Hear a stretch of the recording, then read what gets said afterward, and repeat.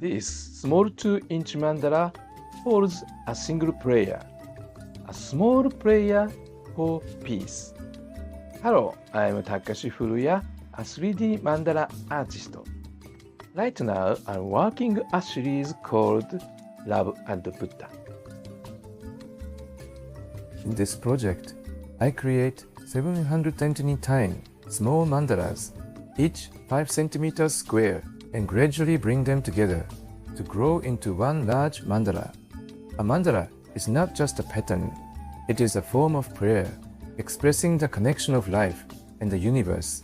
Through color, beads, and 3-dimensional expression, I have created mandalas unlike anything seen before. And now, I am pouring all of those experiences into this series. When 729 small mandalas, each 5 centimeters wide, come together, they become one large mandala. But this work cannot be completed by one person alone. I need your prayers. I invite each of you to place your own wish for peace into a single mandala. Small lights gather, becoming a greater light and spreading peace across the world. My father experienced war. Listening to his stories while growing up, I learned that peace is never something we can take for granted. And even today, our world still carries uncertainty and conflict. That is why I want to create art that turns prayer into action.